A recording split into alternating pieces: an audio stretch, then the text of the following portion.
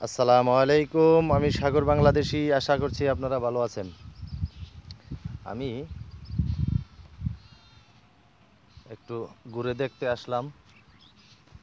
আমার কৃষক ভাইয়েরা বিভিন্ন কাজে আছে। ওই যে ওইদিকে কাজ করতেছে, এখানে কাজ করতেছে। আমরা তো শহরের মানুষ, এই ধরনের কষ্ট, এই ধরনের পরিশ্রমগুলো আমরা চিন্তাও করতে পারি না যেগুলো তারা করে।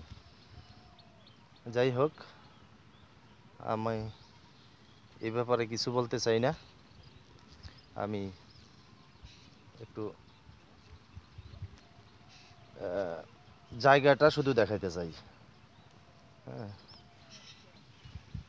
এই পরিশ্রমের ব্যাপারে কোনো কিছু বলতে চাই না, কারণ ওনাদের মতো পরিশ্রম আমি নিজেও পারবো না। যদি আমি পারতাম তাহলে আমি বলতাম যে ওনারা কষ্ট করে, আপনারা কেন করেন না।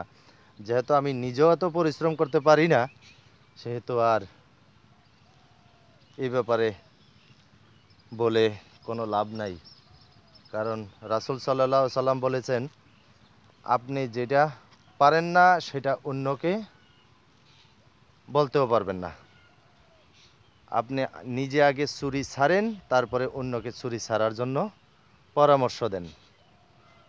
হ্যাঁ, যাই হোক, আমি যেহেতু নবীজির কথা মনে হইল, আমি নবীজির একটা গজল গাইতে গাইতে আমি জায়গাটা দেখাই। হাজারো ব্যথা বেদনার পরে ফিরে আসনি তুমি আপন ঘরে, দিনের আলো ছড়িয়ে দিতে চলে গেলে মদিনায় মক্কা ছেড়ে। হে রাসূল, তোমাকে বলি আমি কেমন করে। হে রাসূল, তোমাকে বলি আমি কেমন করে। খে না খে তুমি দিন প্রচারের কাজে নিজেকে দিয়েছ বিলিয়ে। খে না খে তুমি দিন প্রচারের কাজে নিজেকে দিয়েছ বিলিয়ে। তায়েফের কাফেরেরা চিনল না সে আলো, দুষ্ট ছেলেদের পিছু দিল লেলিয়ে। তায়েফের কাফেরেরা চিনল না সে আলো, দুষ্ট ছেলেদের পিছু দিল লেলিয়ে।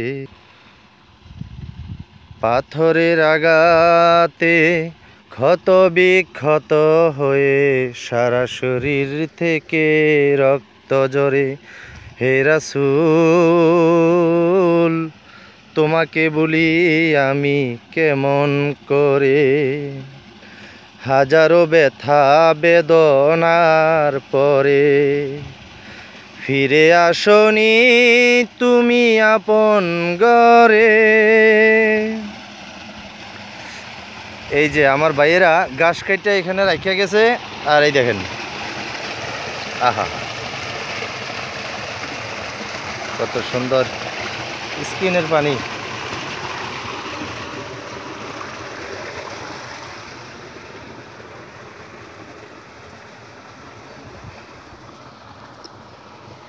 বিভিন্ন খেতে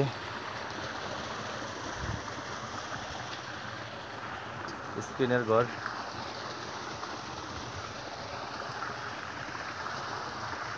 এই জায়গার ঠান্ডা পরিবেশটা অনেক সুন্দর, অনেক মজার। ছোট একটা আম গাছ আছে।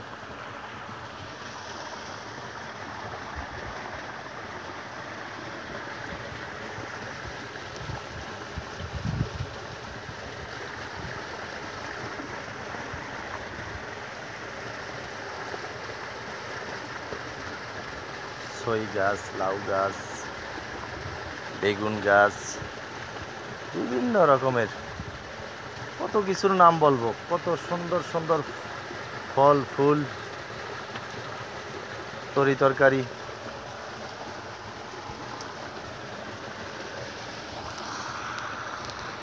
ঠিক আছে বন্ধুরা, সাথে থাকবেন, পরবর্তীতে আমি আরও ভিডিও দেব ইনশাআল্লাহ। আসসালামু আলাইকুম ওয়া রাহমাতুল্লাহ।